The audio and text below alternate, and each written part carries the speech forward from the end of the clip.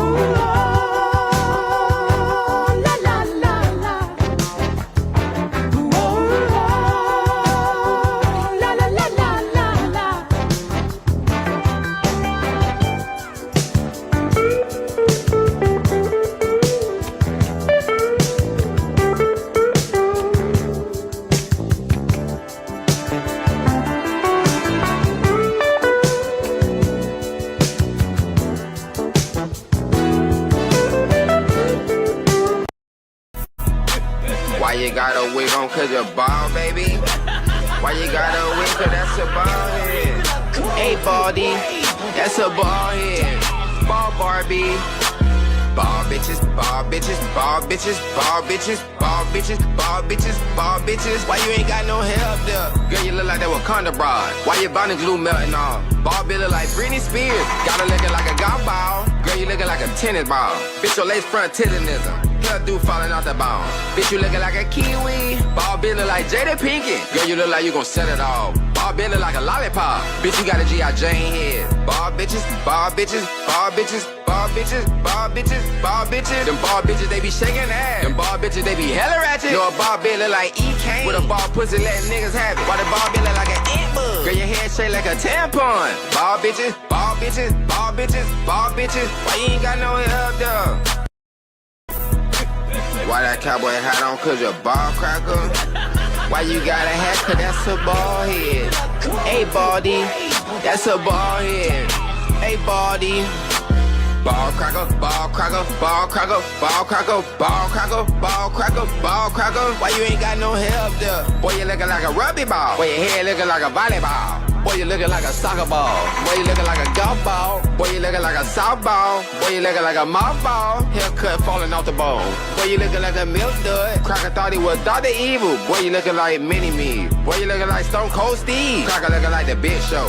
Ball cracker, ball cracker, ball cracker, ball cracker, ball cracker, ball cracker. Boy, you looking like Mr. Clean. Ball cracker look like Vin Diesel. Boy, your hair, girl, you look like Homer Simpson. Boy, your hair long like a dill pickle. Boy, your head shaped like an AirPod. Boy, your head big and full like Mega Man. Ball cracker.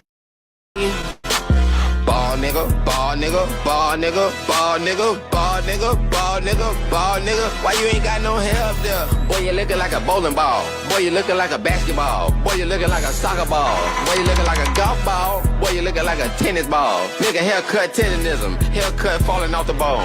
Boy, you looking like a milk dud. Nigga thought he was Michael Jordan. Boy, you looking like Blank Man. Boy, you looking like Lil Bill. Boy, you looking like Wayne Head. Ball nigga, ball nigga, ball nigga, ball nigga, ball nigga, ball nigga. Boy, you looking like Mr. Clean. When your hair, girl, you look like Mr. T. When your hair, girl, look like Homer Simpson. Boy, your hair long like a dill pickle. Boy, your hair shaped like an AirPod. Boy, your Been out there playing in that street. He know better. He whoop, swerved on the truck.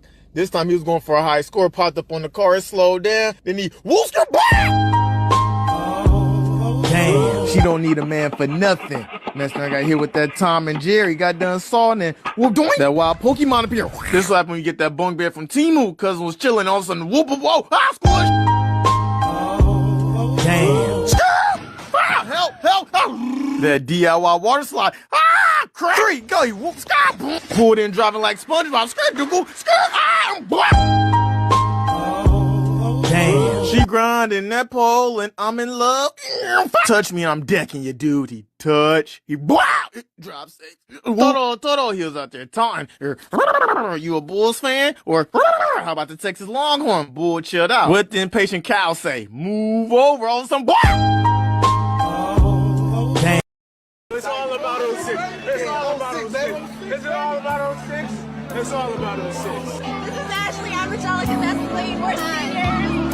And yeah, this is big shit. Oh my God.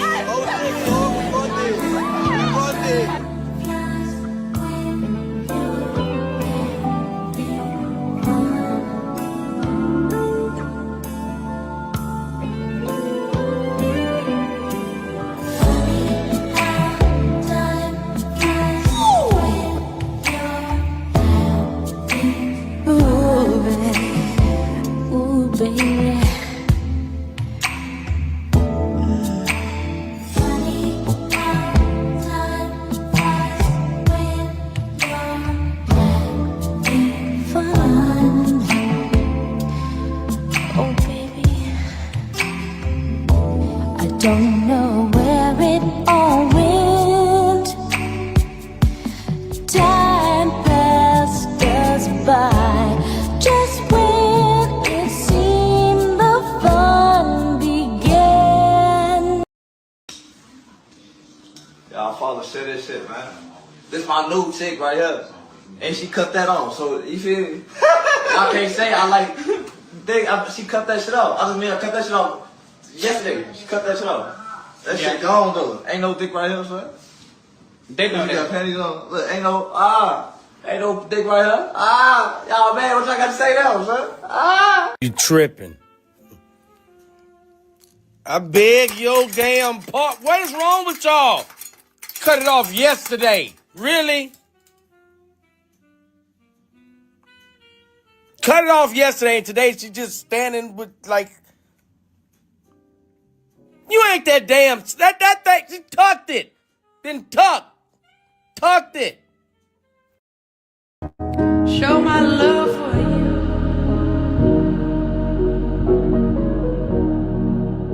Can I show my love for you?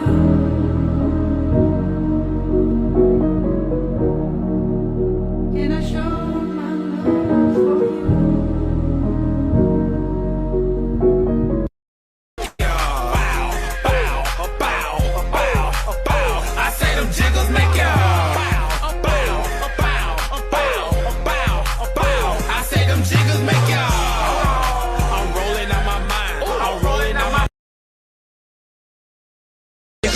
I've been running the city so long, I'm getting tired. Appreciate when I hear something and get inspired. Mama should have told you, stay away from the fire. Today you on a tombstone, yesterday was a flyer. Case still pending, 3-piece ill linen. 60-40, the white man still winning. Getting my prayers in, I know I'm still sinning. We gon' fishbowl everything, nigga. Fuck tentin', fuck wrong energy, a killer vibe. Don't compare me to no rapper if he's still alive. Can't find another human being ill as I got a different DNA, I'm from an iller tribe. About to roll up a whole new leaf. I got gold teeth and they don't chew beef. Summertime in the coop, only roll too deep. Say it take a real wolf to expose true sheep. You ain't got enough heart and your soul's too weak. Probably scared to get dirty, your clothes too fleek. What I smoke, you can't burn it. The crown has to be passed down, you can't earn it. The shit that I do in the booth, you can't learn it. When a knife is stuck in your neck, you can't turn it. To win it, you need a point guard and a true center. You confuse. I'm America's worst nightmare. I'm young, black, and holding my nuts like cheer. Cause y'all was in the pub, having a light beer.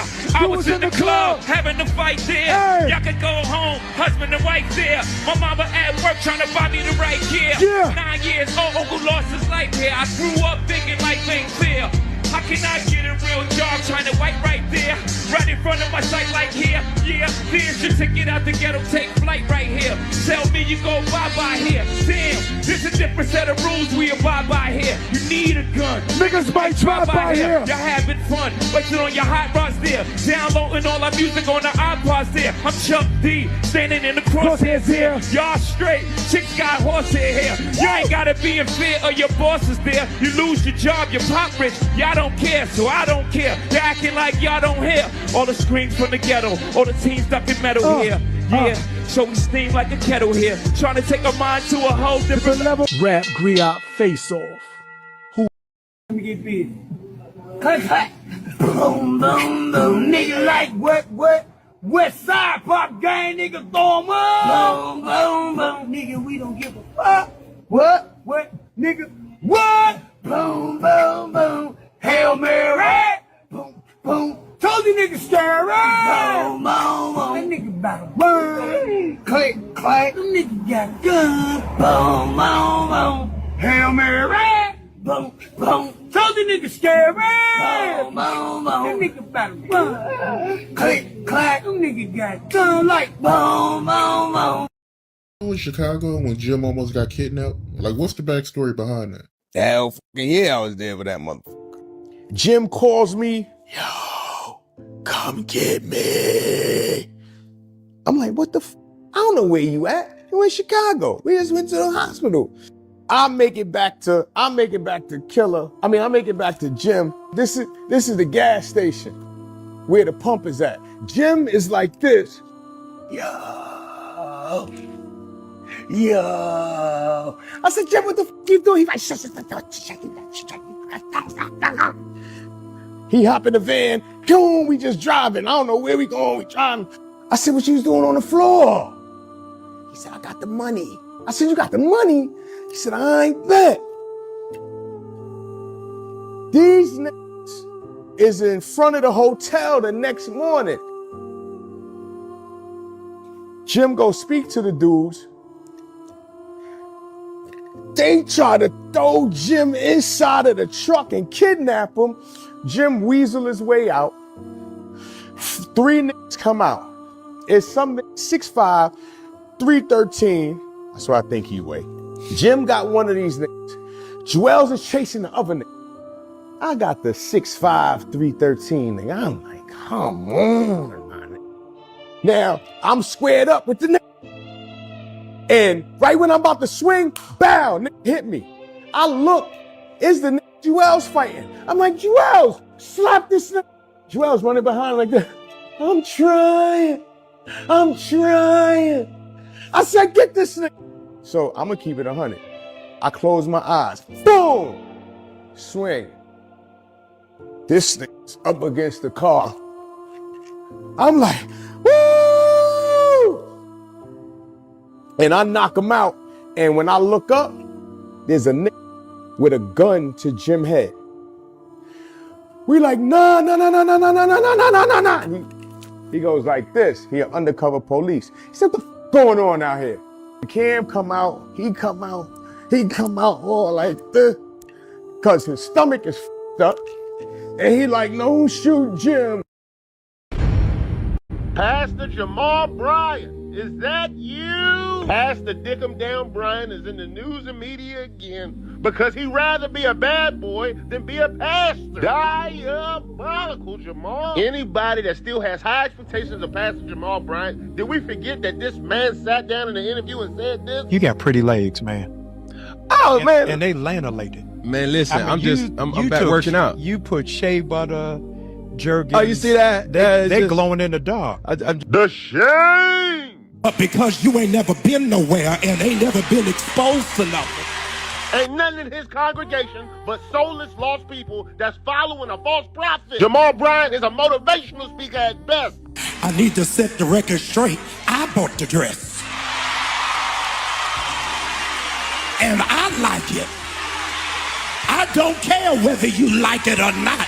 She ain't mad to y'all, she mad to me. And you gonna end up dragging her to hell with you? Your wife ain't need to wear that type of dress to represent you. You're a pastor, nigga. You gotta make a decision, Jamaal. Are you a pastor or a club promoter? You making it harder to be a Christian than it has to be. The strip club and the nightclub ain't supposed to be the same thing, motherfucker. You got the wrong church. I wanted a wife I would rush home to, that I wanted to be excited to see. When we walked in there, I said, shake it fast, watch yourself. And the crowd goes wild. It's a rapper that goes by the name Mystical. He said the same shit. About trade that booger in and find you somebody that Negroes can talk about. How did you bag that? The dress might have been inappropriate to be a pastor's wife, but Jamaal Bryant is even more inappropriate for being a pastor, period. Jamaal Bryant, you need to be on the same side of the pews as everybody else. This nigga need Jesus more than the people that go to his church. Nigga talking about shake it fast, watch yourself. In the house of the Lord, you going to hell, nigga. This ain't love and hip hop. These people are trying to go to heaven. The shame. Love. You already know what the fuck going on. Whole lot of gang shit, you hear me? Blah. Love. I'm the man around this bitch. You already know. Yeah, I'm the man around this bitch. You already know. Fucking your bitch on the low. She already know how I get down. I ain't paying for no pussy. I get that shit by the pound. You don't get nothing by the pound. What the fuck? Why you can't even give me crawfish by the pound? Come on, so what are you doing? Like, what the fuck?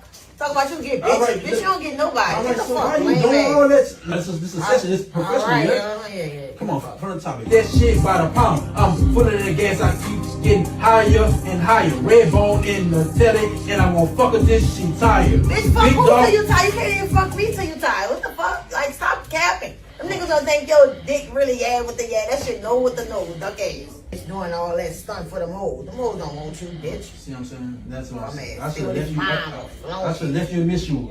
Okay. You ready, bro? Yeah, I'm my bad, bro. Call you cousin, come get you or something. You gonna be doing bitch, you in my coat. Till she tired. Big dog in my city. You can learn from me. I'm a teacher. But if you play with me, you gonna have to meet the street sweeper. Sweeper? You ain't even sweep last night. The fuck you talking about a sweeper? Like, the fuck? They said that roach on the corner, you ain't fucking sweeper. They talking about a street sweeper, bitch. A house fucking sweeper, a brown bitch. Cole, you know you only pay for 1 hour. He need more than 1 hour. He need 24 hours, 36 hours, 48 hours. Come on, bro. Please, shut the fuck up. I'm trying to rap. All right. Damn, I'm trying to rap. Let me do my thing. All right, fuck. Damn, bro, man, from the top of this, man. Dirty hoe. Man, you ain't got no fucking basement to put her in, man. Bitch, you need to be in a dungeon. Bitch, you don't need to be rapping. See what I'm saying, brother? Here's that boy, wasting that boy fucking time. Get that boy a real rapper. Play that, please, man. Real rapper. You're a flunky, yo. I'm gonna have to meet the street sweeper. That's just how it is, yeah. That's just how it goes. When I'm in Cali, I get them packs in, ship them for my hoes. Wait, you got a Cali for hoes when you use my fucking Delta Point? What hoes? Bitch, you gonna be going to get Cali with weed. Fuck, man. My bad. Somewhere else. And say something. Appreciate it, man. I'm gonna come back another time. Come on, let's go, son. Let's go, bro. Let's go. You wait till now. You don't wanna go, son. My bad, son. That shit, poop. See what I'm saying? I had a fight with Josie. All right, so boom. So, you know, I get a call from Devontae. Yo, what's going on down there? You know what I'm saying? Who fucking on who? I'm like, listen, man, I'm not fucking none of these bras. You know what I'm saying? He's like, well, I'll be back tomorrow. Boom. Come back to the studio. We have a meeting at the studio. All right, so at the time, Devontae had Missy, Timberland, Tweet, Sister, Genuine. All right, so all of them was in the studio. You know what I'm saying? So, you know what I'm saying? He walk in, he's smacking everybody. Genuine, Timberland, Missy. What, literally smacking him? No. Are we saying Devontae was the R&B Suge Knight? Yeah.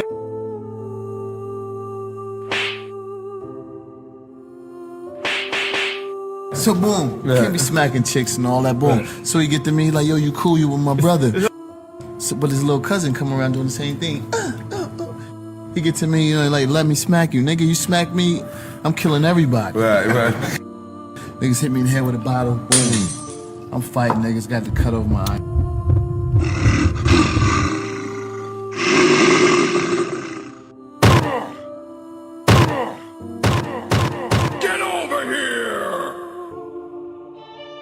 You know, after that happened, you know, the next day, you know what I'm saying, I'm talking to Missy and Timberland like, yo, y'all niggas still fuck with this nigga, you know. He fought the good fight. And thanks to that fight, everybody left. Genuine, Missy, Tweet, Player, everybody left. So you helped them get out that situation. I heard this story before. I'm being honest. Why you always gotta fuck with that old ass lady? We can make our own money. What? Yeah, we can DoorDash. Man, shut the fuck up. Hey, who you calling a bitch? I have my brother whoop your ass. Don't forget. Call your brother again. He gonna be in jail this time. Shut the fuck up. Auntie, oh my goodness, I met this guy. I'm like so in love with him. In love? Yes, he's so sweet. Well, Auntie gonna tell you this right here. I got me a little cub, honey. And you know he be doing the damn thing to the auntie. You understand me? That ass getting fatter, you understand? He about to pull up right now. Auntie, where you at? I mean, Baby! oh, shit. Baby, you know him? Yes, Auntie, this the one I was talking about. I thought he loved me. I gave this man $300. That wasn't even $300. That was $290. This my car. Oh my goodness. Girl, is you ride his? Yeah! I do ride some. So you mean to tell me that this is who you been saying? This is my niece. And I loved you. I gave you my rent money. Girl, get your dumb ass out of here for a second. Go on up out of here. Let me talk to this nigga. Cougar, listen.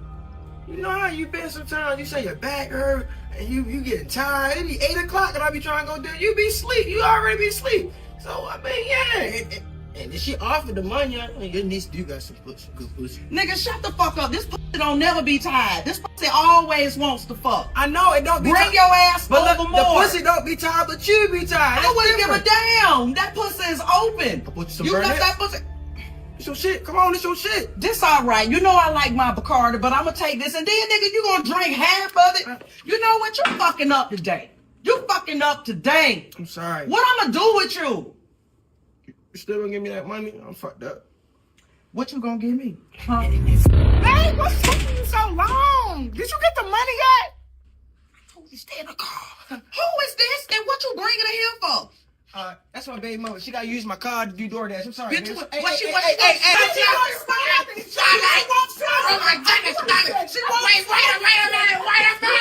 We need to talk. Shut the fuck up. This is a dope story, right? We in an airport. It's me and a couple of my niggas, and Lawrence Fishburne walked past, just randomly. We like, oh shit, Lawrence Fishburne. We don't have no album, so we like bugging to see Lawrence Fishburne. Jim is sitting there. Jim is like, yo, I was in Toys R Us, and if you call him Larry, he lose his mind. He don't like to be called Larry. So my man is an asshole. He died. My man Fat Sean, God bless the day. He like, yo, Larry. He looked, he's like, yo, I said, what's up, Larry? Shit. So Lawrence Fishburne stops and walks over and says, would you just call me?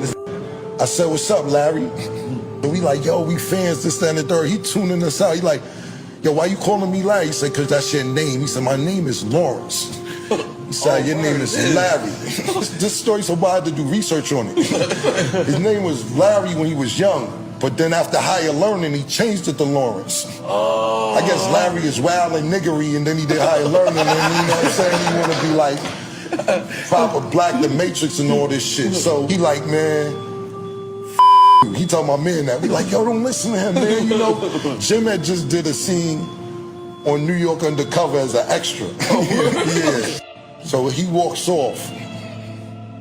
He like, yo, why you do that, Sean? Like, what's wrong with you? Like, man, that. Nigga name is Larry. So we chilling, like 10 minutes later, this nigga come back and sit next to us. We like, yo, man, don't worry about him. He over here, my man Sean over there. We like, yo, man, you can help us out with the little acting shit, you know, you need a little gig and all that shit. He like, I'm not helping y'all. We like, what's wrong, man? He like, you with somebody who keep calling me Larry. My man leaned over and said, your name is Larry and don't ask me again. Lawrence Fishburne get out, take his wallet out, put in my man's face. What does that say? My man is like, I don't care what it says. Your name's Larry. So we like, yo, him, man. I'm about to be a rapper. You know what I'm saying? This nigga, my man's acting, this, that, and the third. Yo, So the Lawrence Fishburne wows out, he says, yo, stop asking me for help, man. I'm like, hey, you Larry. You know what? Get the out of here. Yo, nigga ain't saying, nigga ain't kissing your ass. Man, as a matter of fact, I'm about to swing on you. So Larry Fishburne, like, he backed up. This nigga pulled some gloves out of his pocket and put on his gloves. So I'm like, I looked at my man T, I'm like, we about to jump this nigga. You know what I'm saying? So he just looked and walked off. like a movie. Like just walked off into the shit. I'm like, my man Sean, like, you an asshole. I said, I got tired of kissing his ass. He's like, nah, he was on the verge of snuffing me, man. I was gonna fall out, get all my money and all this shit, man. You everything, bro. Aaron, Pierre, that's Mufasa. Aaron, Pierre, that's Mufasa. What? Aaron, Pierre, that's Mufasa. Get it, Aaron, Pierre, that's Mufasa. Get it, Aaron, Pierre, that's Mufasa. Aaron, Pierre, that's Mufasa. Get it, Aaron, Pierre, that's Mufasa. Go, Aaron, Pierre, that's Mufasa. Aaron, Pierre, that's Mufasa. Aaron, Pierre, that's Mufasa. Yo, what up, man? This your boy Mufasa, man. We here with another one, man. Another Chaotic Clubhouse edition, man. What's popping with you, man? If you could, on the way in, hit that like button for your boy, man. You know what I mean? Hit that like button for your boy. And yeah, we about to get on into it, man. We ain't gonna take too long. I just want to say what up to you, man. And yeah, war and false prophets, man. You know what I mean? Now, off the rip, you know, breaking news. I don't know if y'all know what happened. You know what I mean? I don't know. But of course, you know, I come in and I'm going to inform you. I'm going to let you know what's popping. I'm going to let you know what's going on. And what we're going to do is a little bit starting off with just to give you the update. Donald Trump, your country, USA, a lot of you guys in America, guess what? We've officially went to war with Venezuela. Yep. Officially went to war with Venezuela. Yeah. You know, and if you didn't know, man, yeah, you know, it's been one of the biggest build-ups, they say, since the Iraq War. I don't know if any of y'all been paying attention. But yeah, that's what's been going on over there. And at 4 o'clock in the morning, they struck. You know, so, you know, to be honest with you, like I said, and then we're going to get into a little bit of Jamaal Bryant. We're going to talk about some false prophets. Yes. We're going to get into it. We're going to take it there today. I usually don't. But, you know, it's time to get a look at Pastor Jamaal Bryant. You know, and that's who we plan to talk about today. But guess what, man? When 4 in the morning, when America does what it did, oh yeah, we have to examine it. We have to examine it. We have to examine like, ho. Yes, we in another Iraq situation. We are in another Afghanistan situation. If you didn't know, now you know. If you didn't know, now you know. You know that you're in another Iraq, Afghanistan. Now we've gone to war. Our planes, our military base, our troops. And guess what? You might be thinking Congress didn't declare war. What are you talking about, Mufasa? Congress didn't declare war? Well, yeah, Congress didn't declare war. But I know if any of y'all got some sense, you know the Congress don't have to declare war, right? Not necessarily. They don't got to declare war. So first things first, I'm going to show you what happened, man, of the bombing of Venezuela capital city. Take a look.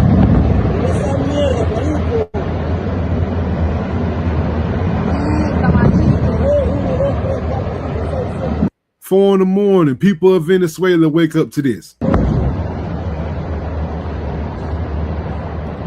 See them helicopters? Mamá huevo, qué locura. Mira. Caracas, this is the capital city of Venezuela. 4 o'clock this morning, we came rolling in. You know, So if you thought we was gonna hold off, it don't look like we did. It looked like we ran right up in there. Esa mierda, explotaron allá toda esa mierda porque tú no estás explotando. Mierda, marico, se prendió el peo en esa mierda, yo. Huevo.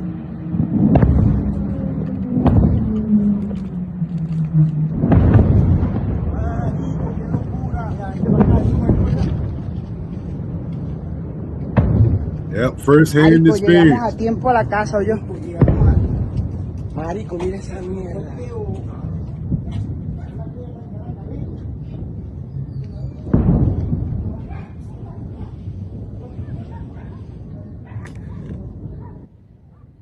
And see, we got to understand something, man. Like I said, we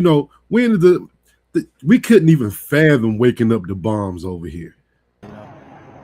We couldn't even fathom. Like, we couldn't fathom looking out our window and seeing this.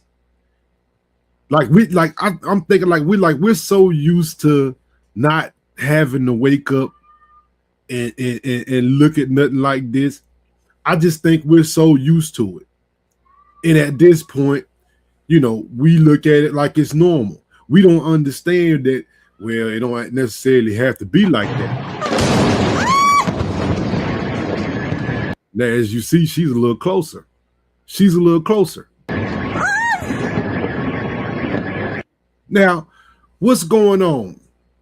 We're talking about one of the biggest buildups in war, and Venezuela has something to say. Well, people have asked Venezuela about what's going on, especially at the UN. The conferences in Venezuela just say Americans, they just some killers. That's what Venezuela's take on it. Man, America's some killers. Everybody knows what's going on here. There is a killer prowling the Caribbean, bloodthirsty, looking for wars, and there is no justification at all. They are fabricating a war.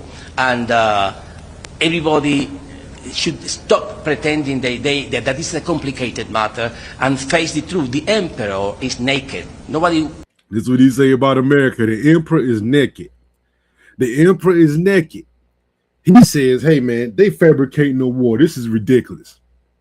We know what they're doing. Dares to say it, but the emperor is naked. In Latin America and the Caribbean, as in other regions of the world, the CIA is well known for its covert operations aimed at pushing processes of destabilization, sabotage, counterinsurgency, plannings of coup d'etat, and assassinations of heads of state and government, with the purpose of installing political systems subservient to the interests of the U.S. government. Puppet. Man, now take that right there, man. You said, huh?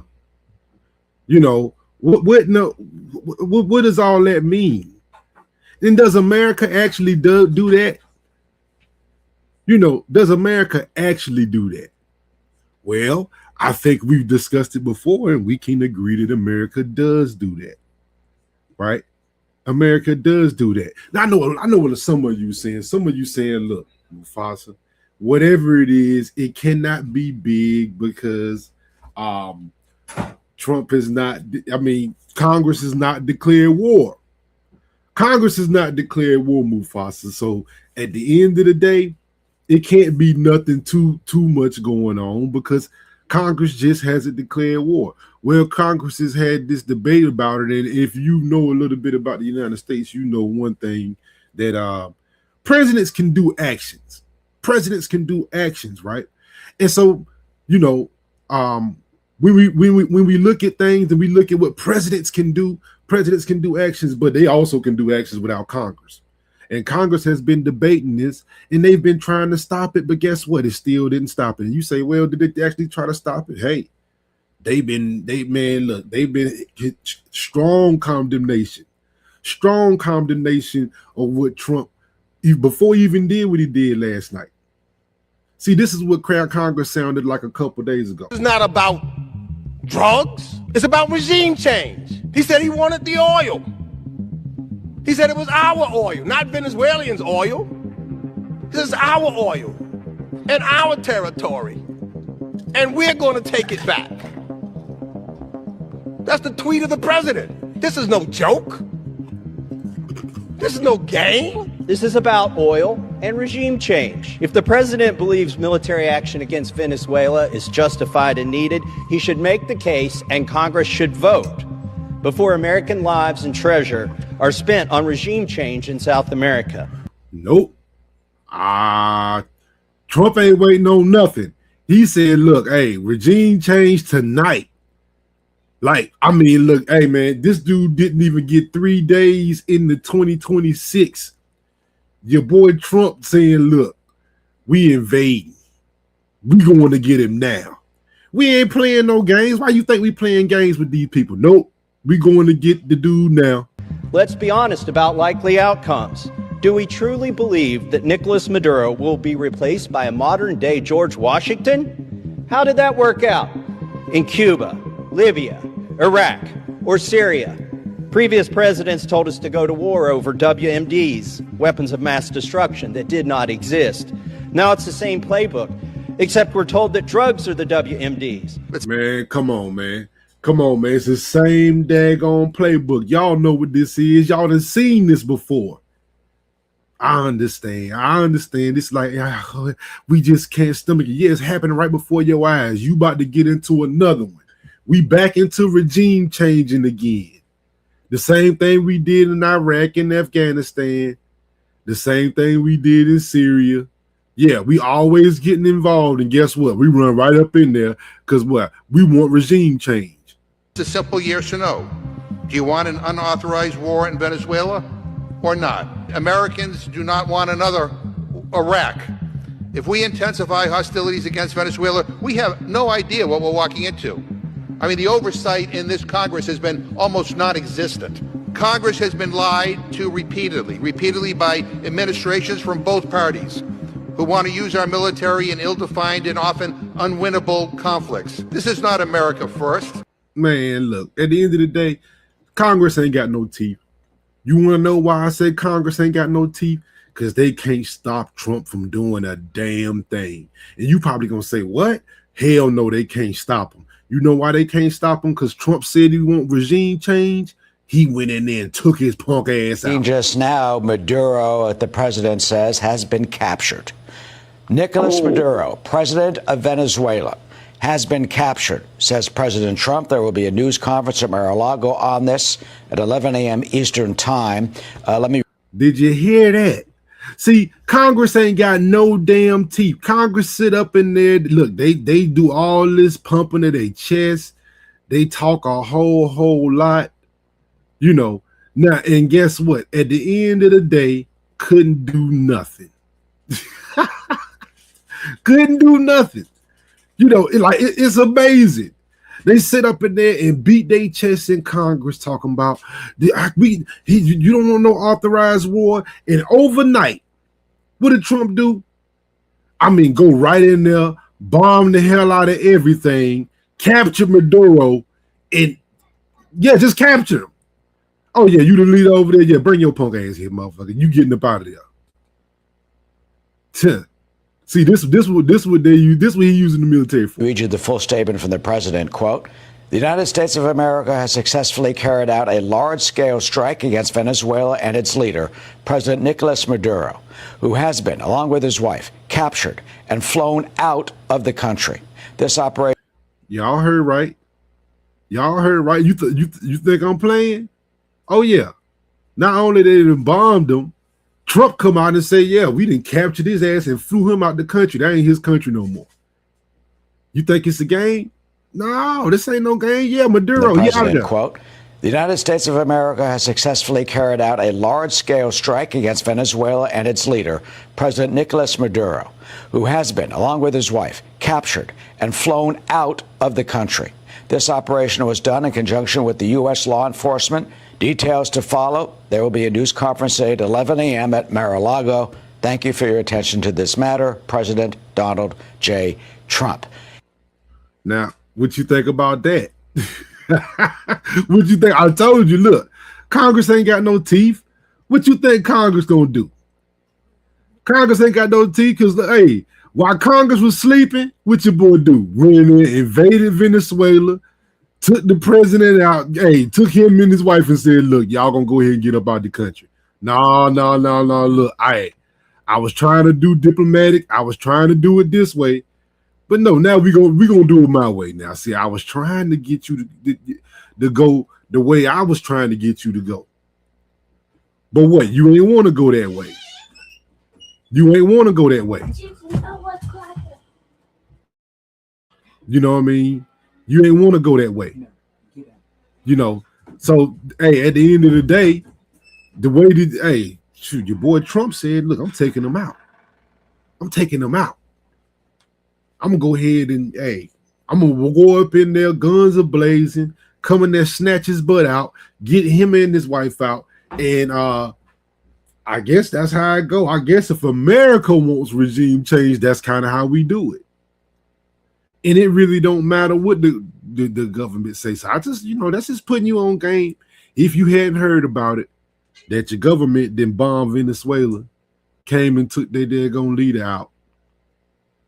Came and took their leader out, and hey, now we don't know who the leader is, but I guarantee you it's probably gonna be that lady that America wants to put in. I forgot her name, but like I said, but Trump has spoken on it before.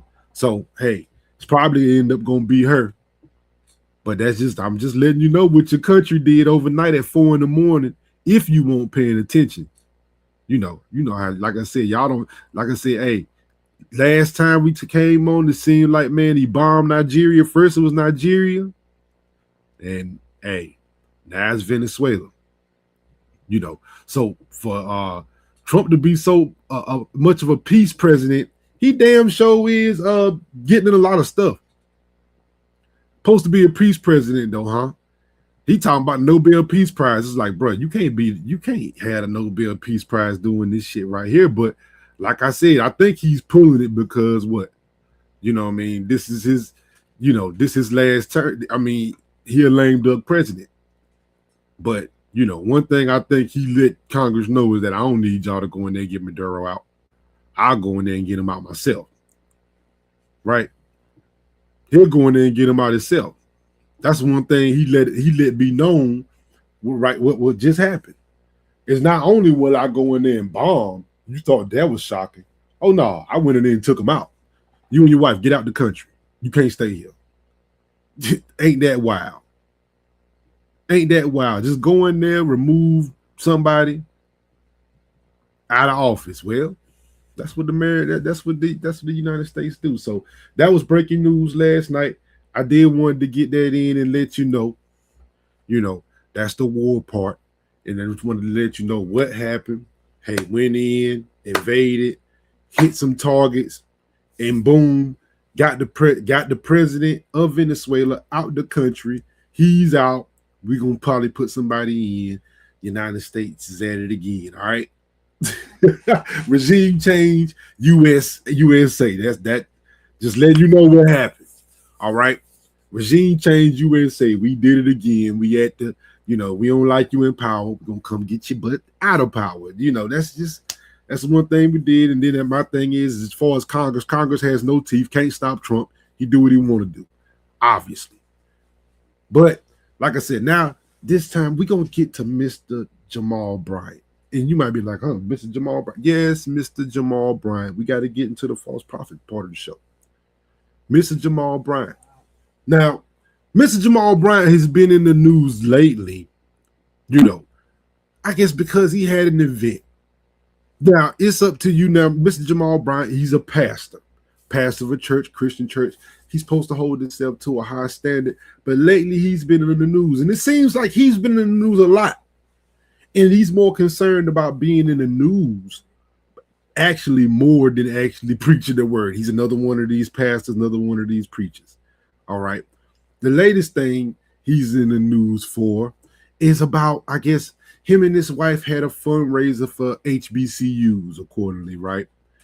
And his wife, they had a little bit to say about her dress. Now, my thing is, hey, whether you like it or not, or whether you will wear it or not, hey, that's up to you. It's not, and we're going to take a look at it.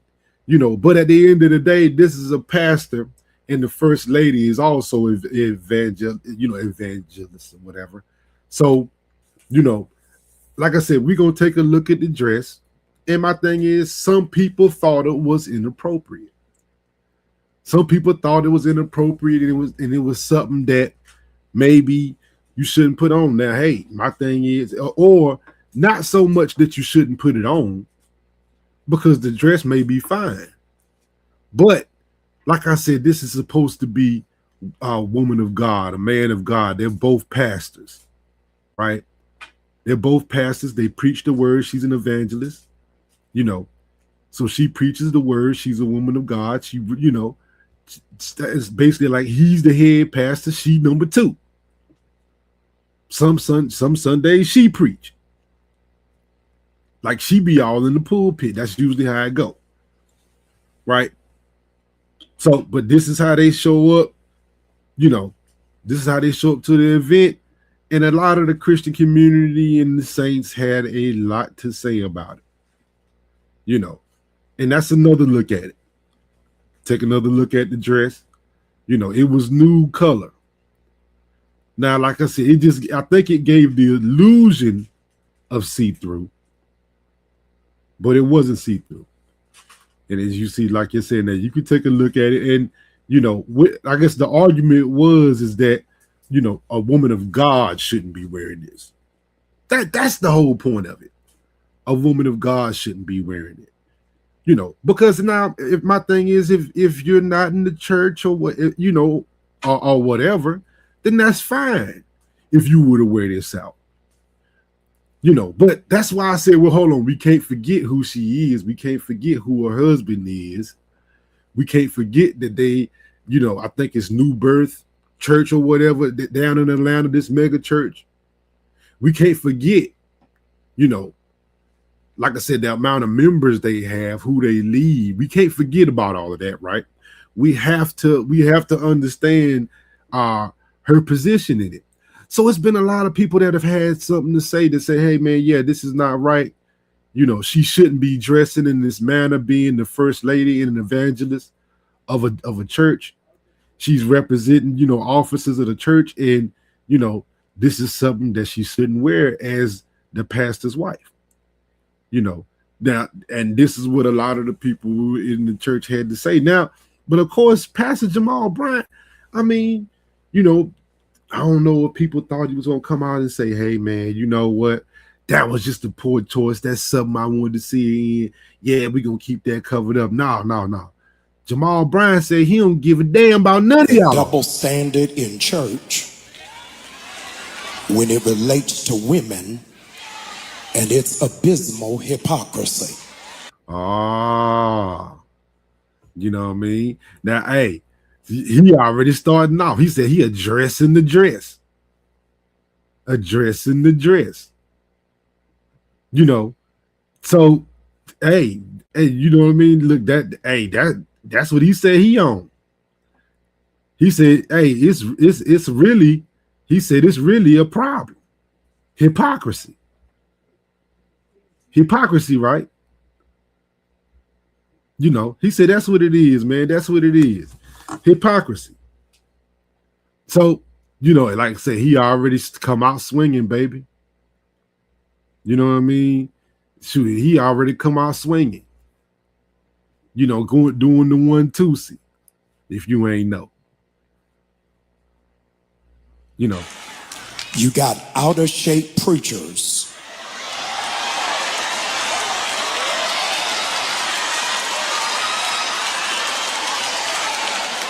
who rail on modesty, but have never preached a sermon on obesity and gluttony. Our misogyny has become institutionalized and cloaked under spirituality. Misogyny. Now my thing is, we just in the pulpit talking, because at the end of the day, be careful of what tickles your ears, man. Be careful of what tickles your ears. You got a responsibility. See, and my thing is, we talking about a Christian pastor. Christian pastor, right? It's not like the good book don't have nothing to say about any of this, you know. But you know what? My thing is, hey, be careful of somebody who sounds good and just sounds like, oh, because at the end of the day, we're going to look at it in a minute. Is it in the word? Today, if a man falls out at the altar, you will let him lay there. But if a woman lays out at the altar, you'll pull out more sheets than Bed, Bath, and Beyond. In the black church tradition,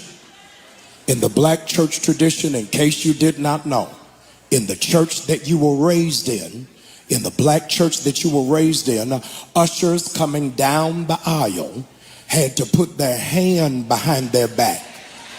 That was, in fact, instituted for female ushers so that men who were sitting on the aisle would not be attracted to look at their derriere.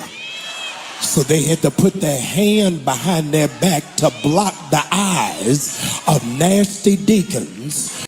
Where'd you get that from?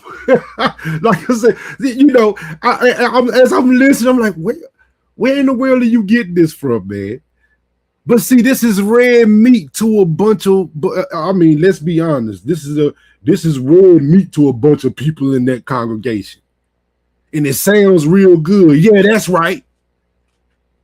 That's right. And then you start to ask yourself, is you making any of this shit up?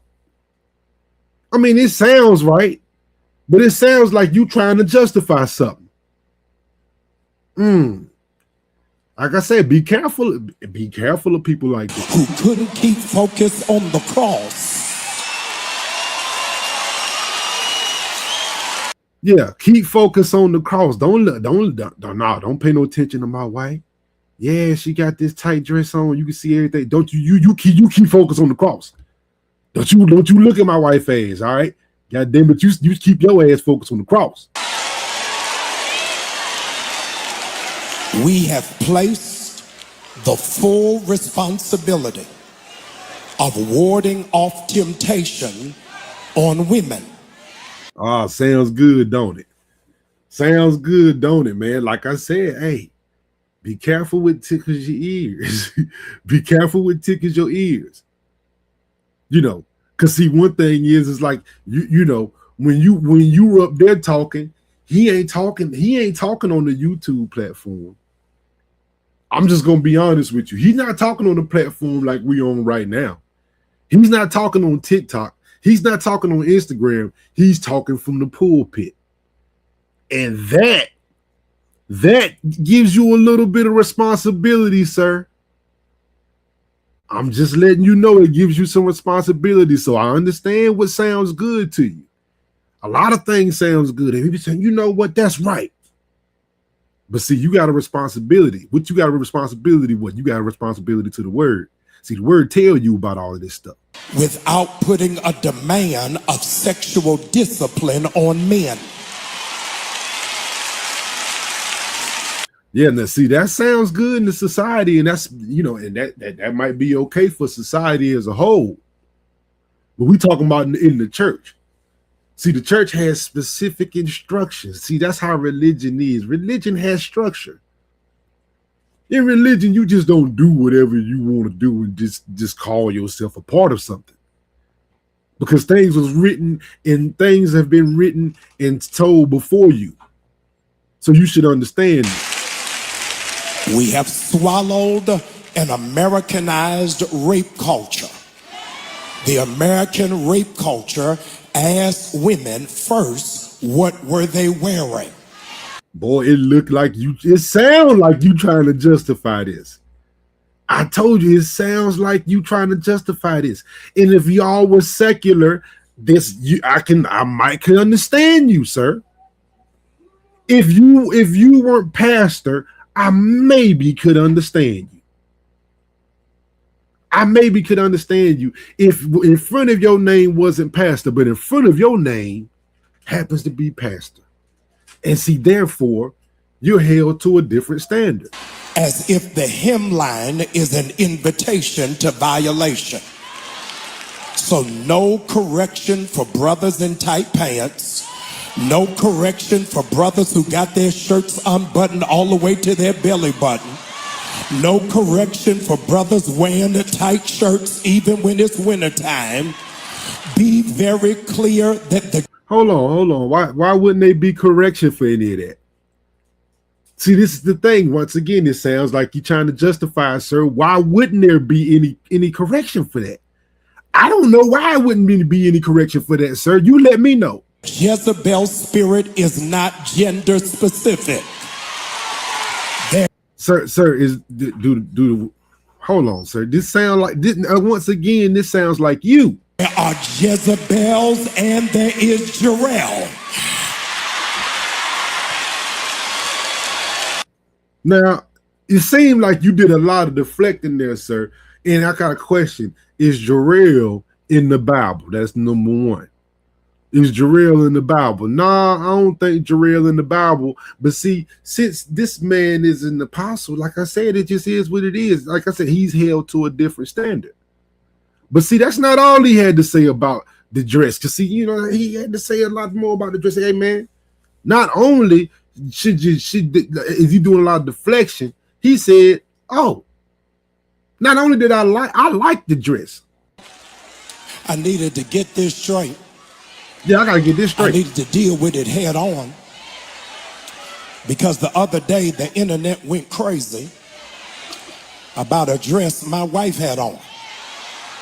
Now, they didn't say anything about the $4 million that was raised for the United Negro College Fund. They never mentioned that she prayed until heaven came down. They never said anything about this was the... Oh, yeah, that's a little figure speech. Oh, he prayed till heaven came down. Yeah, the largest fundraiser for for HBCUs in the country. But insecure, jealous, petty, small-minded people got in their feelings and set up a false barometer of holiness based off of a dress. Now, you got to help some people because some people have embraced the full knowledge of ignorance without any assistance for understanding. The dress was not see-through. The dress was flesh color. But because you ain't never been nowhere and ain't never been exposed to nothing. Now, like I said, we gonna get, because it's like, okay, all of this seems like to be your thoughts, sir. But once again, there's set rules that you're supposed to be following. They set rules. Matter of fact, let me show you. Let me look. My thing is, look, man. Hold on. We'll go back to that. Let me show you. We go. Let me show you. First, look, we're gonna go 1 Timothy. We're gonna start at verse 7. You know what I mean? Because see, this stuff is in the Bible. This stuff is told to you. Exactly how you supposed to operate. We just gonna read a couple verses. He said, "Whereunto I am ordained a preacher and an apostle, which they are." I'm an ordained a preacher and an apostle. A teacher of the Gentile in faith and verily, in variety. I will therefore that men pray everywhere. That means men pray everywhere. Everywhere they go, lift up the hands, lifting up holy hands without wrath and doubting. All right. That's if you an apostle. All right. Everywhere you go, lift your hands up without wrath and doubting. Don't you doubt nothing. In like manner also, that women adorn themselves in modest apparel. These are people of the church. Yeah, this don't have nothing to say about if you outside the church. If you're not an officer of the church. In like manner, that women adorn themselves in modest apparel, with shamefacedness and sobriety. That mean don't be out drinking. Not with broided hair or gold pearls or costly array, but with good works. All right.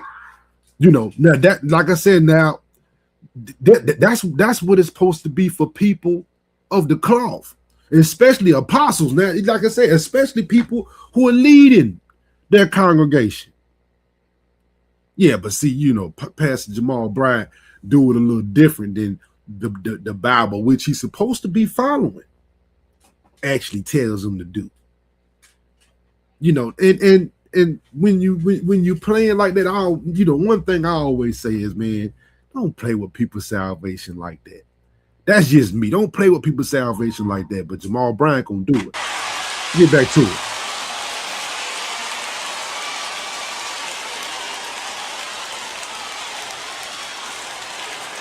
And see, you got a whole bunch of people cheering you on because it's tickling the ear.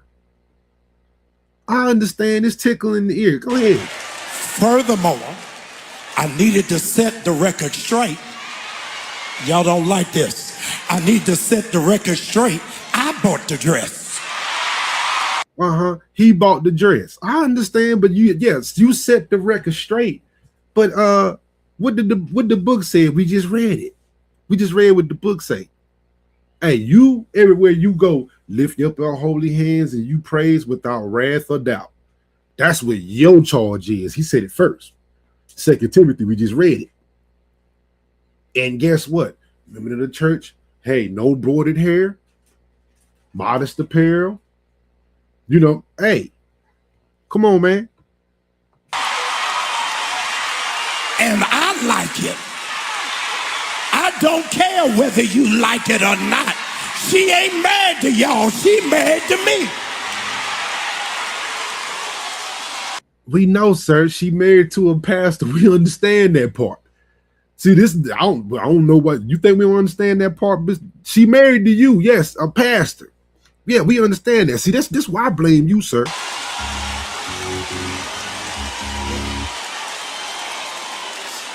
In the pulpit, carrying on like this. If you wanted a first lady that looked like Little House on the Prairie and Holly Hobbie, you got the wrong church. I wanted a wife I would rush home to. No, sir, that's not the point. I think everybody lives to rush home to their wife. But that ain't for everybody to see. That's the whole point. What they got to, why you got to show everybody else what you got? I wanted to be excited to see. When we walked in there, I said, shake it fast, watch yourself. Yeah, that's what he told. Yeah, you shake it fast. Dang, tell the first lady and evangelist to shake it fast. Okay.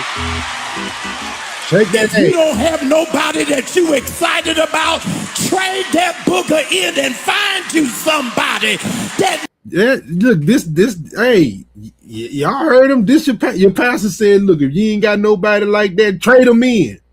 Now, like, hold on, man, pastor, is you supposed to be telling me that you trade my partner in? Pastor, hold on, pastor. You really, truly can't. Yeah, he truly just said, yo, trade them in. Get a new model. Nah, you don't want to. You look, if you feel like you don't want to come in, trade them in. Now get them up out of there. Get you a new one. What's wrong with you? Why you sitting around there looking at that one for? Look, y'all heard it out of his mouth, man. Don't get mad at me. I ain't. He said it, right? That's what he said. If you don't have nobody that you excited about, trade that booger in and find you somebody. Trade that booger in and find you somebody. That's his exact words. That Negroes can talk about. How did you? Yeah, he said, get you somebody that Negroes can talk about. This is what the pastor up there saying, man. Come on, man. Trade that booger in and find you somebody that Negroes can talk about. How did you bag that? How did you bag that? Now, I mean, hey, how did you bag that? That's the, but see, that right there seemed to be what's important to my man.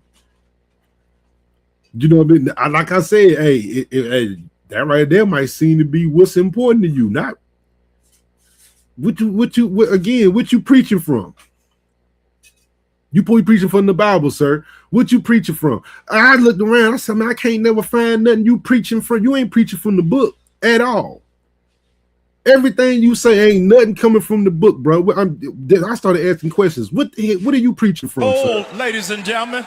Cut the bull. Now, I'm listening saying, okay, think about it. It just might tickle your ears. You might say, what? Okay. But, sir, What are you preaching from? You just telling people what you think. America's gonna have to cut the bull.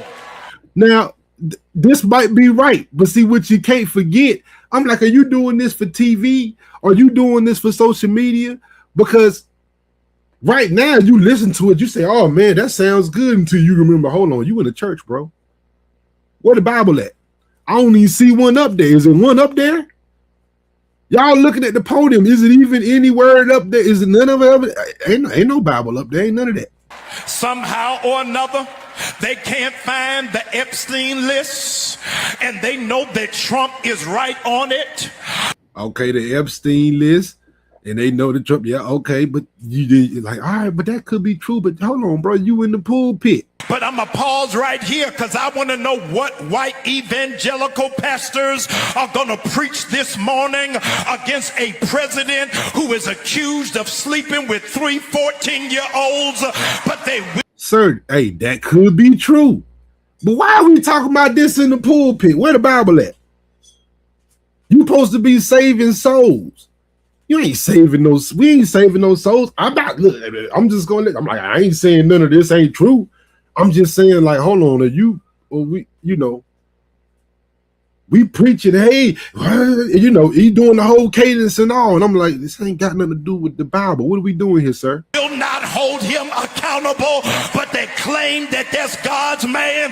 Y'all better cut the bull.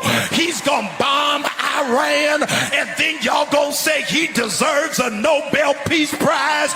Look, man, I'm sitting here listening like, do I disagree? But then again, was this supposed to be you in the pulpit, sir? You in the pulpit. Should we be talking about this in the pulpit? I'm not gonna say we should be. I disagree. See, this is where things go left for me. Because I'm like, I'm not saying I totally disagree with any of this and what you're saying, but it's the fact that you in the pulpit talking about it. You got the cadence. You supposed to be, you know, you supposed to be preaching the word. You supposed to be saving souls. You not saving souls. You preaching a wholly different subject. Where the Bible at? What you preaching from again, sir? They say you a pastor. What are you preaching from? Are you preaching from the Bible? I don't understand. He deserves a peace prize like I need a hole in my hair. You better cut the bull. It's 1 year since the fake assassination attempt, and Congress nor Senate has launched one investigation yet. You better cut the bull. I mean, hey, he got the cadence there. You better cut the bull. But like I said, you be having to remember, like, hold on, man. Again, you in the church, should the sermon be about this? Where is the good book? What are you preaching from? What are you preaching from? Ready to hire ICE agents at $100,000 a year with a $40,000 signing bonus, but you won't pay teachers what they are worth. Now, that might be true. I'm not saying, again, I don't disagree with you, but sir, what are you preaching from? You in the pulpit. What are we preaching from? Cut the ball. You know, and so I'm listening, and I'm like, yeah, but you know, I'm not saying I disagree. Again, declare to somebody who has ears to hear, the Spirit of the Lord is saying to the church today, I am not gonna let you break down. Okay. I mean, let's see, this is we just gonna make you feel good. Like, right, we just not gonna make you feel good, and you just start asking once again, sir, what are you preaching from? What are we you know, what are we doing? What are we doing here, sir? I don't understand. What are we doing? What are we preaching from? Let's book, chapter, verse. Have we seen any of it? Have we got? No, we hadn't got. No. I am not gonna let you fall apart. I know you are stressed out. I know that things are tight. I know that things didn't end well. I know the memory of what happened haunts you. I know that it is overwhelming. I know that you are stressed. I know you ain't been sleeping well. I know you need some more money. I know. Oh, it just sounds like he look at him.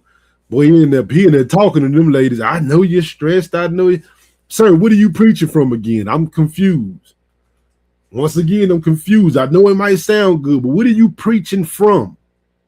That it is unfair, but I am not gonna let you break. I don't know where you are in this room, but I need you to hold yourself. I said hold yourself. And when you see, sounds good. Sounds good to you, but like, what are you preaching from? You know, what are you preaching from? I guess you just come, you know, you just preaching to feel good, I guess. Everybody feel good. The Lord's gonna come through. Okay, are you teaching anything? Is any of this story come from anything? Yeah, this is hold yourself. I need you to hold yourself tight because God says, I see you. I know that you are fragile. I know that you are vulnerable. I know that you are carrying a lot. I know that it is a lot on you, but I am not going to let you have a breakdown. Hallelujah. Do you know how strong you are? If other people had to deal with the weight and the pressure and the stress of what it is that you've had to deal with, they would have blew their brains out. But the grace of God has got you held tight. I mean, sounds good, don't it? Sounds good, don't it? All I'm saying is at the end of the day, where you preaching from? What you preaching from? What's your principles? I mean, are you opening up the Bible? Are you teaching for the Bible? Because every time we see you, you're not holding up the Bible, sir. So I don't know. I just think it's coming out to me. I didn't look. I seen them with certain stuff that we know that ain't in the Bible. We know we ain't seen some of this stuff in the Bible, and we see him sit by and don't say nothing. You want an example? It's all over the place. Is transgender. Yep. So, yep. Now, hold on. You probably sitting here saying, hold on. You asking somebody else what transgender is? You the man of God. You know what gender you supposed to ain't going to be following. You know what you supposed to be saying your beliefs are, sir. You a man of God. Yeah, let's get into the pure sense of the term. Doctors make guesses at what gender is going to be at birth, right? Which is why people still engage in this arcane practice of gender reveals. Doctors are using every tool that they have, right? They're assessing chromosomes and makeup through the lens of biology, which is more of a social construct. The two things get mixed together. And they typically say that this child will likely be a boy. This child will likely be a girl. There's a small percentage of times where you cannot make a determination based on scientific principles. And so that baby might be intersex. If you we know all of that. What's your point? You as a person growing up and developing identify with the gender that the doctor assigned to you, you are cisgendered. CIS. Not cis, you're cisgendered.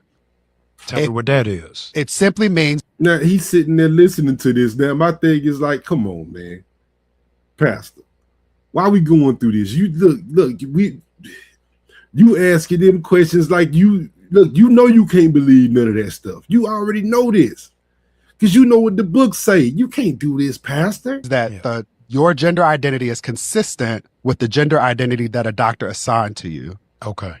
If that is not true for you, if my identity is different than what a doctor said it was going to be, yes, you're trans. Yeah, Now that's what I'm saying. Now my thing is, hey, if you have this conversation outside, whatever. But Pastor, you can't do this. You know, no, you can't do this. This can't be what you do. Right? No, you can't do this. And also, now next, like I said, we gonna next. Can't wait to get to this one. We're gonna talk. He gonna break down because see, Jamaal Bryant says, man, look, it's okay to party. And like I said, one of my biggest questions so far has been, hey, bro, what are you preaching from? What are you preaching from, man? I got to know what you preaching from. We just seen a clip of Jamaal Bryant quoting scripture to make his congregation feel like it's okay to party. Now, there's nothing wrong with Christians having a good time. However, what is a good time to you? What he's talking about is partying. Check out this clip. Jesus' mother. Yeah. Now, of course, now he's talking about partying. Now, first off, we're gonna listen to what he say. I'm gonna break it down what he say, and then we gonna take a take a look at what it really supposed to be is, right? Right. All right. That's what we gonna do. We gonna do that right there. All right. So yeah, we just go ahead and take a look at what he said. Said to him, they have no more wine. Woman, why do you involve me? Jesus replied, my hour has not yet come.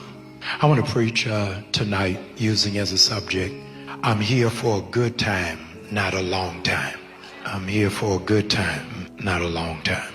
Bishop Bryant, I want to argue aloud tonight that perhaps John chapter 2, the wedding at Cana, can be classified as an unnecessary miracle. Jesus. Okay, so he said it's an unnecessary miracle. Maybe, I don't know. This is just what he says. Now, I don't think anything is unnecessary that Jesus does, but okay, this is what the pastor says. All right. This first miracle, Terrence, is a miracle that, quite frankly, didn't need to happen. Okay, so he said this miracle didn't need to happen. Okay. Jesus is at a wedding in Cana, and what I needed you to see is that no blind people are there. He's at a wedding, and nobody is there who is crippled. All the more dizzying is I need you to peer into John 2, and you'll see that no demons are present. And so I cannot biblically substantiate or justify why it is that this is his first miracle, or what. Okay, so this is what he said. He said, look, I can't substantiate why this is his first miracle was even necessary. I look down and I can't tell you why it's necessary. Okay, this is the pastor's take on it. Why the miracle happened. It's hard to have a balanced life, hear this, Erica, and be saved. Because people want you to be either consecrated or you are deemed secular. So some people. Sounds good, huh? I know it sounds good. Now he about to get, because like I said, now he about to get into, he just talked about, Jesus' whole part, and now he about to switch it on to him. So you got to be able to follow him, right? That's when they tie stuff into the word. People have in their own figment of imagination that your only responsibility is church, Bible study, work, and go home.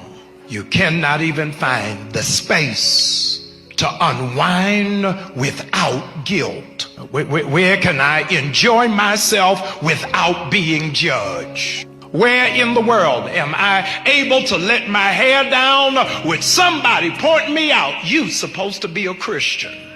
Hey, sounds good, doesn't it? Sounds good, doesn't it? But don't worry about it. We're gonna get to what the words say here in just a minute. So John chapter 2 becomes weighty because it doesn't even say that Jesus shows up for the ceremony. He comes for the celebration. And so we got a rare picture of Jesus partying.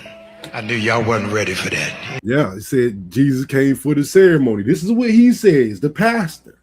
He came for the ceremony. We got a rare picture of him partying. This is what the pastor Jesus said. is throwing down at the party. And it needed to be written in scripture so that you could have. He was throwing down at the party, and it needed to be written down in scripture. This is what Pastor Bryant is saying. Permission to live a life where you are allowed to enjoy yourself. Now, mind you, I don't think any of that is quoted from the Bible. I don't see the Bible up there, but hey, this is what the pastor says. Okay, all right. And not feel bad about it. Guys, remember this, Satan quoted. Yeah. Now, we're going to get back to that in just a minute. But, that this is what it is. Now, okay, since, this is what the pastor quoted. But let's give me a second, because you probably heard a few times John 2. All right, well, let's take a look at John 2. I'm sorry I got to do it because he talk about John 2, talks about his first miracle. Now, first off, y'all remember Pastor saying this was kind of unnecessary, right? Well, look, we're going to read through a few quick verses, and we're going to see was it really unnecessary or if it was something that needed to be done. Because we just know what he just said about this marriage in Cana. That, you know, he was out partying. And we, like I said, we're going to see if this is it or did he kind of take this out of context a little bit. All right. Was Jesus really there just partying, cutting the rug, chilling? You know, like I said, or whatever, did he just, like I said, if it really went like that, we're going to start. It said, in the third day, there was a marriage in Cana of Galilee, and the mother of Jesus was there. Mother Mary, Mother Mary. And both Jesus was called and his disciples to the marriage. They were called to the marriage. Now, hold on, sir. Now, what you expect Jesus to do? Daggone say no to his daggone mama? you think Jesus gonna say, look, man, you and the disciples come through. He looking like mama. Look, all right, I'm supposed to be doing the Father's work, but I'm all right, okay, mama. All right, I'm gonna pull up. I got you. I'm gonna pull up. All right, let's keep going. And when they wanted wine, the mother of Jesus said unto him, they have no wine. Jesus said unto her, look, woman, what do I have to do with thee? My hour is not yet come. Jesus already knew what she was asking. They ain't got no wine. He said, hey, he talking to his mama like this, like, woman, what do I got to do with this? What I got to do with thee? Mine hour has not yet come. His mother said to the servants, look, you know how moms is, whatsoever he saith unto you, do it. And there were 6 water pots of stone at the manner of purifying of the Jews, containing 2 or 3 firkins apiece. Now look, you know how your mom is. Mom Duke gonna come in there. Jesus like, what I got to do with this? She just was like, yeah. Look, you two, do whatever he says, and because she basically know, like, yeah, I know you can turn this water into wine. Look, I need you to turn it in for the party. Jesus sitting there like, I ain't trying to do all of that. Y'all just heard he like, and she just went to, hey, the service, y'all do whatever he say do. Jesus probably like, man, all right, mom. All right, mom. Like, you reading it. It's right here. This is the King James Version. Guarantee you, pick up the book. And so look, Jesus said to them, fill the water pots with water, and they filled them up to the brim. And he said to them, draw out now and bear it to the governor of the feast. Just take it to the governor of the feast. And they bear it. When the ruler of the feast tasted the water that was made wine, he knew not where it was. He didn't know where it came from. But the servants which drew the water knew. That's like a little note. The governor of the feast called the bridegroom and said unto him, every man at the beginning doth set forth good wine. And when men have well drunk, that which is worse, but thou hast kept the good wine until now. He said, damn, you kept that good wine until now. You kept the good wine until now. But like I said, so that's what the governor said. They said, this beginning of miracles did Jesus of Cana of Galilee. That's the first miracle he did. He said, and manifested forth his glory. And his disciples believed him. Now that verse right there is what tell you why Jesus had to do it. Because he had to get the trust and get the belief of his disciples. His mama Mary already knew he can do it. They came to him. She came to him. He was like, man, look, this ain't my time yet to do this. And guess what he did? He did it so that his disciples could see. Oh, snap. He just turned water into wine. That manifested his glory so that they all could see. Now, the whole party didn't see, but what? His people saw, his mom and the disciples in the service who did it, who carried the water. They knew. Now, question. We're going to get to this next verse. We're going to talk about, was they partying? Because Jesus was just sitting there. His mama told him to go. He's just sitting there, and mom coming to him talking about turning water into. He said, this ain't my time to do this. All right. The last verse said, after this, he went down to Capernaum. he and his mother and his brethren and disciples, and they continued there not many days. Basically saying, yeah, after that, he left. After he turned the water into wine, he left. So it wasn't, after that he left. What party? It didn't say nothing about him partying. He said he turned the water into wine and sitting it in there with the people. He's sitting in there with the people. You know, he told them, draw out and now bear it to the governor of the feast. You take this water out and take it to the governor of the feast. And they buried it. And then they were still partying. Now, like I said, that's the John 2 he was talking about. But for some reason, he said that he was partying. It's like, yeah, he didn't say he was partying. He said he just turned the water into wine and said, yeah, man, y'all go on in there and take that in there too. He was trying to get his mom like, look, I ain't trying to do this. Now of course, the first miracle gonna have to, I guarantee you, it probably had to be from his mom because she probably was the only one getting to do it.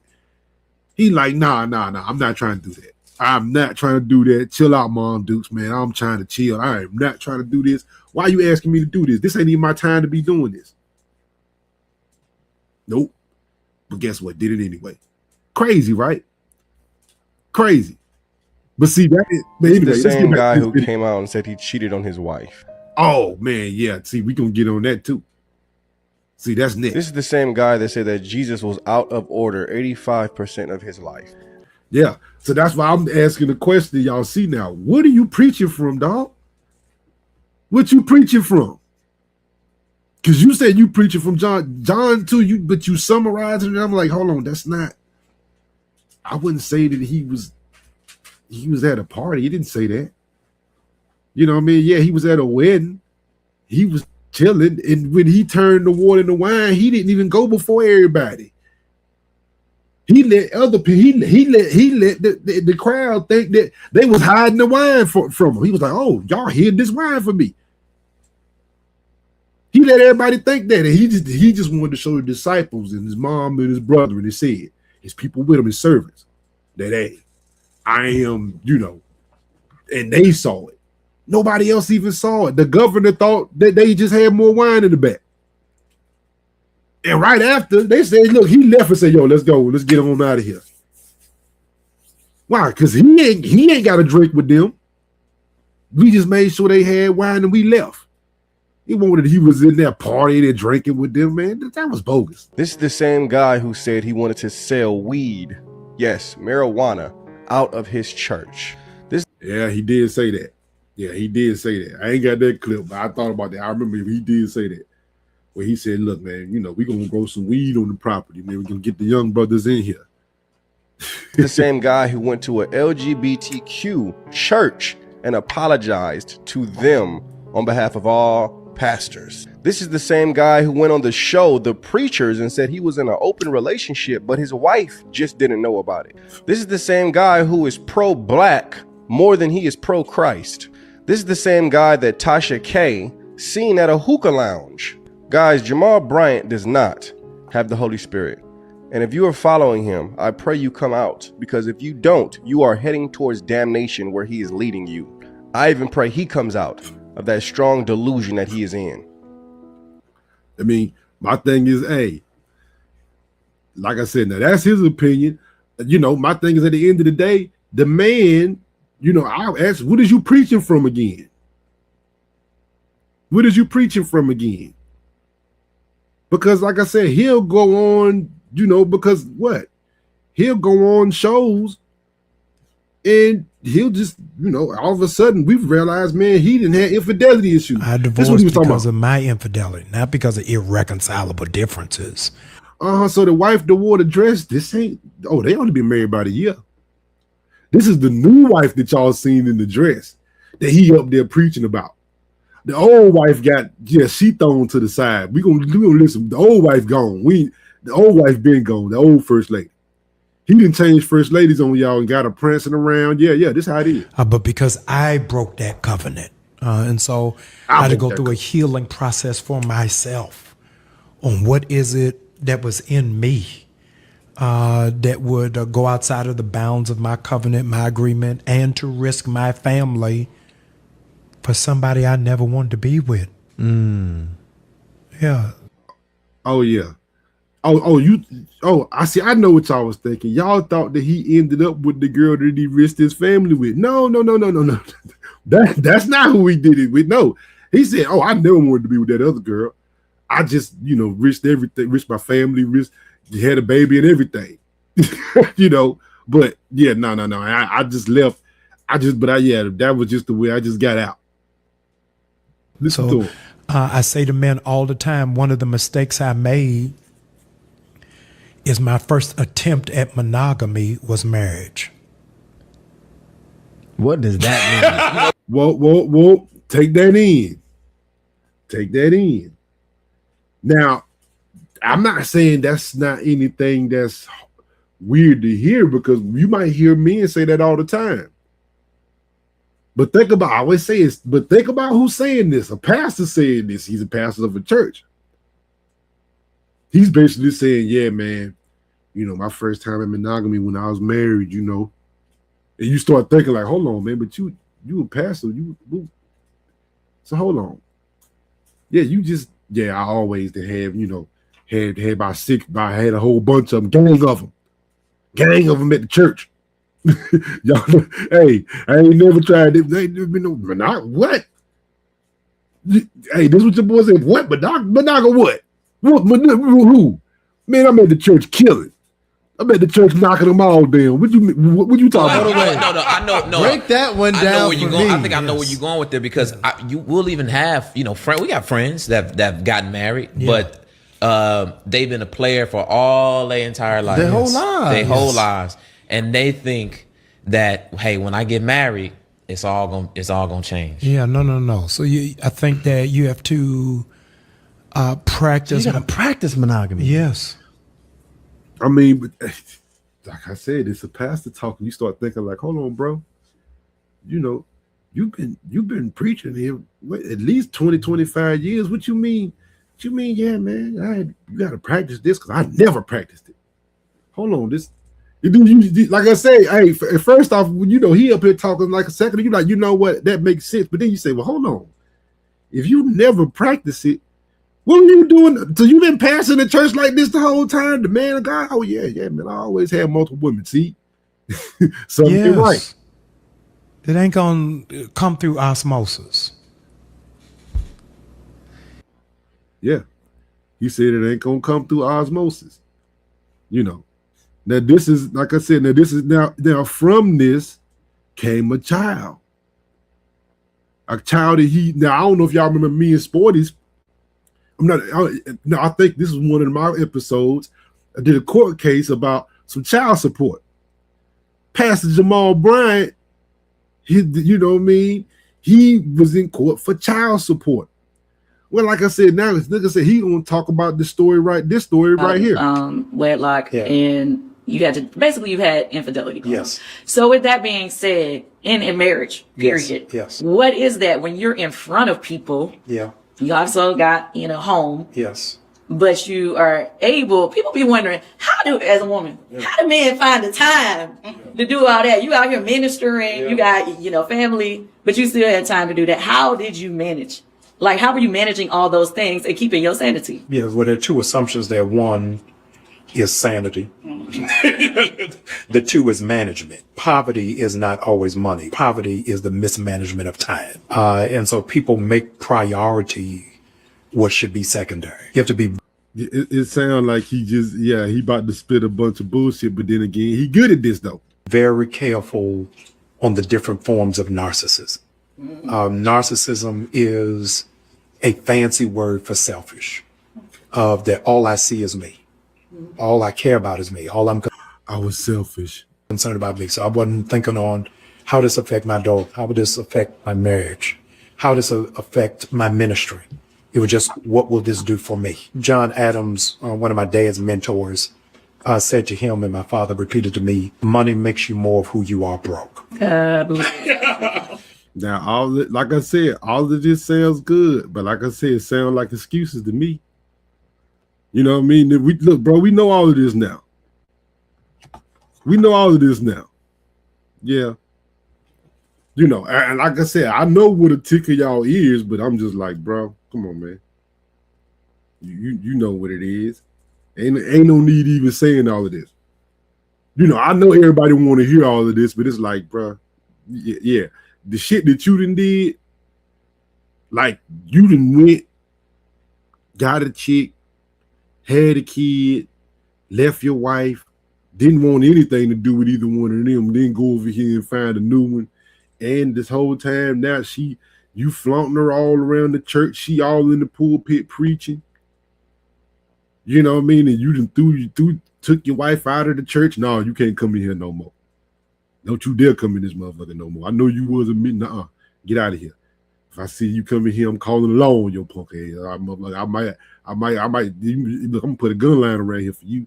You can't come nowhere near here. Damn, that's messed up. Money just gives you more opportunity to be who you are, bro. And so I had to really manage. Hold on, be who you are, broke. He said it. So think about what that means for him, and you be like, well, hold on. You're not a rapper or nothing, bro. Like, you're not a rapper or a ball player or nothing. You're a pastor. What you mean? Where it is that I was in my development in my character. People who say money won't change. In your character, you talk about money won't change you, bro. You shouldn't have been preaching in the pastor then. That's the whole point. That you know what? You probably got the wrong job, brother.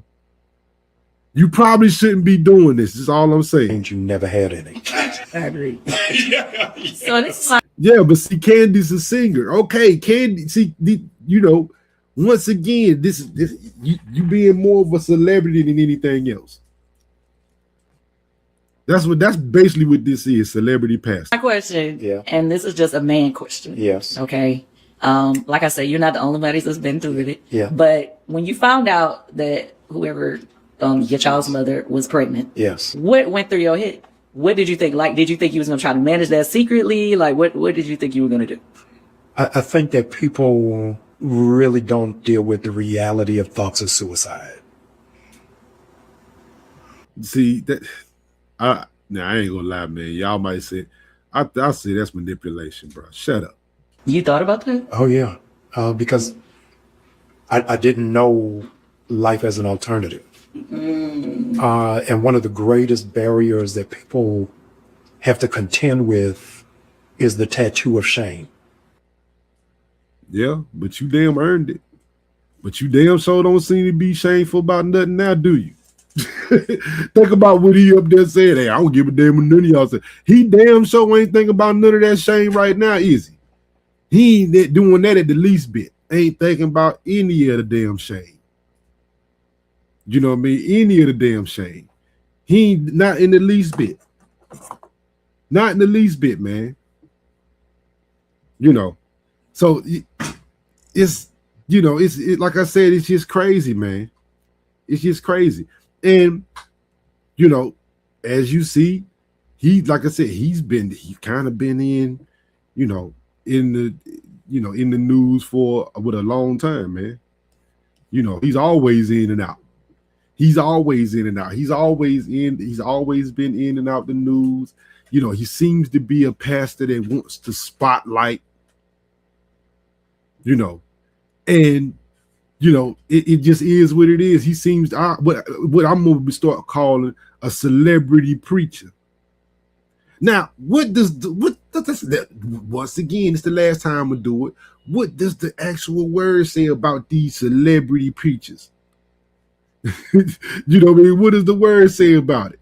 Look, like I said, I'm gonna go to 2 Timothy 4:3. It's only gonna be a couple verses, because it said, for the time will come when they will not endure sound doctrine, and after their own lust shall they heap themselves teachers, having itching ears, and that shall turn away their ears from the truth, and shall be turned into fables. But watching all things, enduring afflictions, do the work of an evangelist, make full proof of thy ministry. Right? Like, hey, it basically says, hey, man, it's gonna be a time where this stuff, it's gonna be a time where these people gonna come. It's gonna be a time where these people gonna come, man. They're gonna come and they basically what them false prophets, the false prophets preaching stuff that ain't nowhere near the. When you ask and you question them, like, where this stuff from? Where you get this from? You know what I mean? If you go back and read, you be like, bro, I think you interpreted that wrong. Where are you preaching this stuff from? Right? Shoot, it is what it is. It's like, come on, man. That right there ain't right. Go straight to the Bible. You see it right there ain't right. And you know, my thing is what things that we know has been an abomination, like homosexuality in the church. And you know, like I said, is and I'm about to close it out right here and just let you hear it from one pastor. Like I said, the reason I can respect him is because he used that Bible.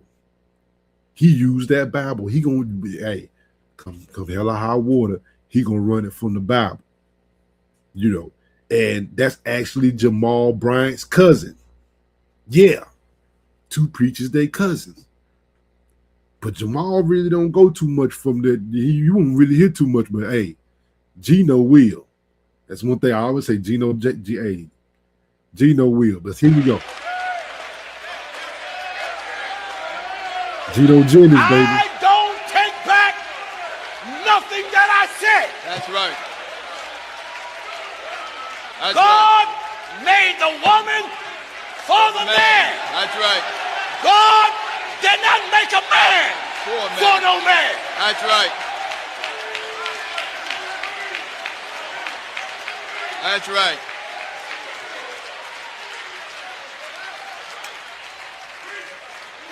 Any time of See, because like I said, I played the clip about the transgender earlier, man, and you remember like I said, we ended up talking about, talking about homosexuality in the church. And it like I said, hey, it's just, that's what it is. You talking about homosexuality in the church. So, in Pastor Jamaal Bryant, hey, he doesn't mind it. That's right. Will apologize to the homosexual community. He's telling you God is a liar. That's right. That's what he's doing. That's what he's doing. He's telling you God is wrong. He's telling you God don't know what he's talking about. Right. He's telling you he's smarter than God. That's right. That's right. God declared if a man lie with mankind, it's an abomination. See, Gino go tell the truth, but see, Jamaal can't say that. Jamaal gonna say, no, like I said, we gonna apologize to the homosexual community. Yeah, y'all come on, we sorry. God said it, I believe it. I believe it. God said it, I believe it.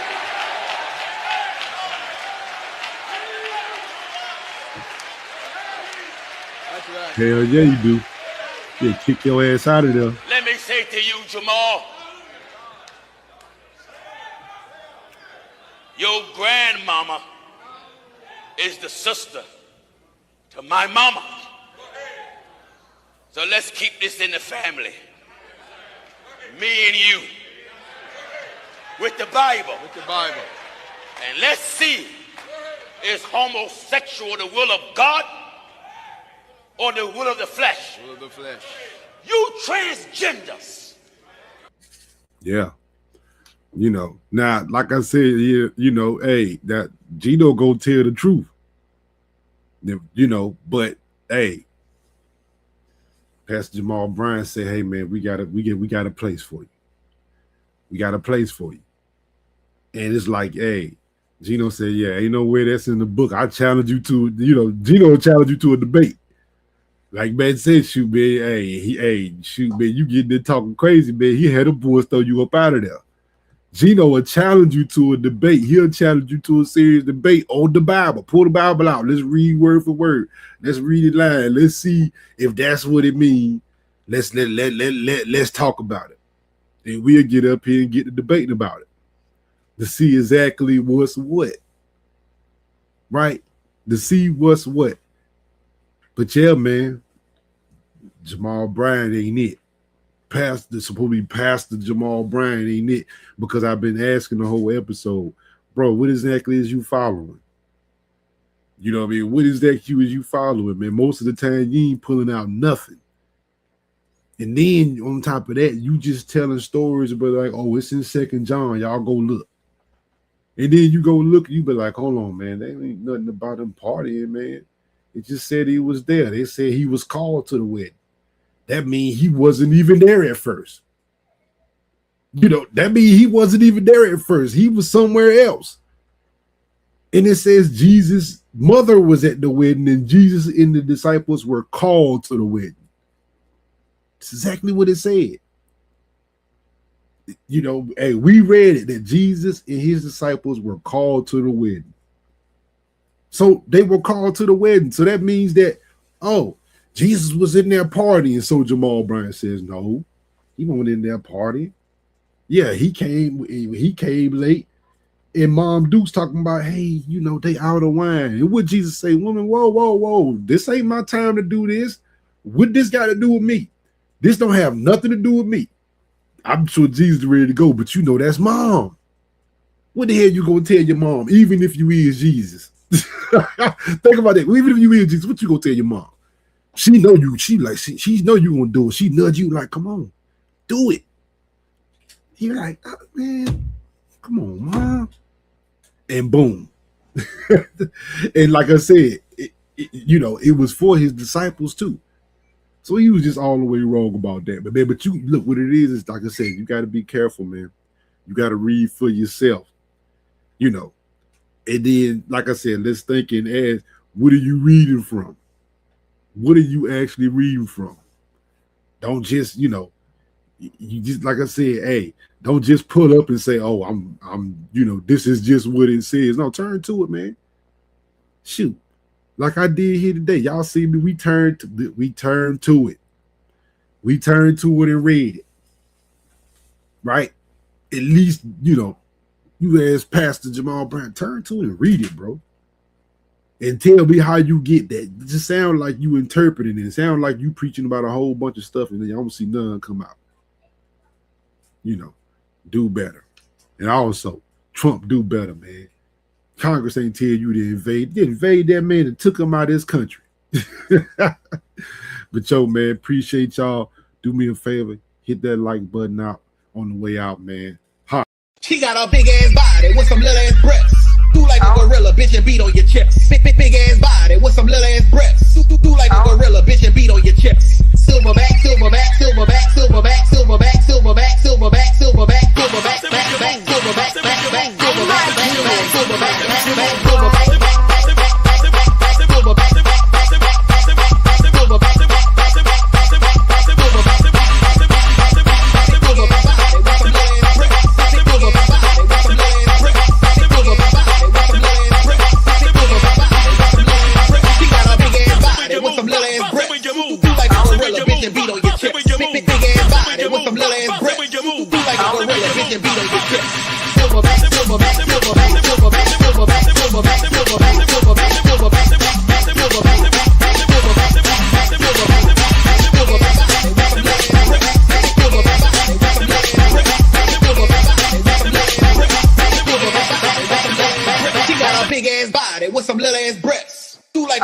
Bitch and beat on your chest. Silverback, silverback, silverback. Wait.